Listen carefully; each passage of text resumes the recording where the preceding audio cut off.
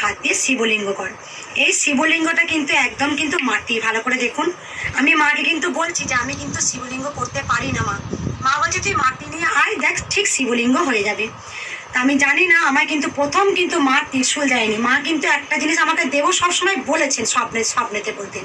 আমি সেটা বুঝতে পারতাম, কি দেবেন কিন্তু জানতাম না।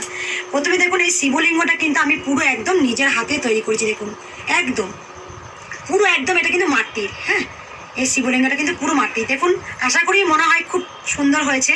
যে শিবলিঙ্গটা বানানোর পর শিবলিঙ্গটা আমি বানিয়েছিলাম কোন দিন, যেদিন আপনারা হয়তো মনে থাকবে দেখবেন সে চাঁদের মতো আকাশ, একটা চাঁদ আর তারা উঠেছিল একসঙ্গে। সেই দিন কিন্তু আমি সেই দিন আমি কিন্তু এই শিবলিঙ্গটা বানিয়েছিলাম।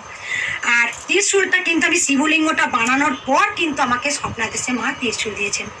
তাই এই ত্রিশূলটা কতটাই শক্তি অনেক ভক্তরা জানেন। যে ত্রিশূলটা যেসব মানুষরা যা কোশ্চেন করেছেন, এই ত্রিশূলটা কিন্তু নাম গোত্র পেলে অনেক প্রশ্নের উত্তর মা একদম সঠিক বলে দিয়েছেন। অনেক মায়েরা গোপন রেখেছেন, পরে স্বীকার করেছেন হ্যাঁ মা যখন ত্রিশূল ছুঁয়ে যে কথাগুলো বলা হয়েছে। তাই ত্রিশূলের অদম্য শক্তি।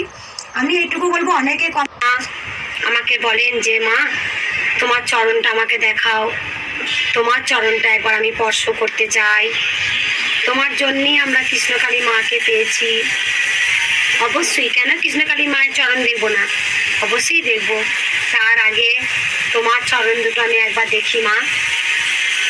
অনেক জানি না, অনেক ভক্ত মা আমাকে মেসেজ করে লিখেছেন মা তুমি, তোমার মধ্যে আমি মা শারদাকে খুঁজে পেয়েছি।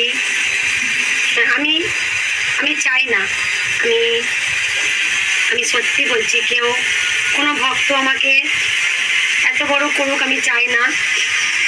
আমি সবসময় বলি আমি একটা নরকের কীট, তোমরা আমাকে এত বড় করো না ভক্তরা, তোমরা আমাকে এত বড় করো না। তা অনেক ভক্তরা আমাকে একটা কথাই বলে যে মা তোমার মধ্যে আমি সারদা মাকে দেখি। অনেক ভক্তরা আমাকে বলেছেন যে মা তোমার চরণ আমাকে দাও, আমি দেখতে চাই। আমি একটাই কথাই ভক্তদের বলি যে বাবা মা তোমরা আমার হৃদয়ের মাঝে আছো, তোমরা আমার হৃদয়ের মাঝে আছো। আমি চাই যে কাজের জন্য আমি নিজেকে নিযুক্ত করেছি, আমি চাইবো এত ভক্তদের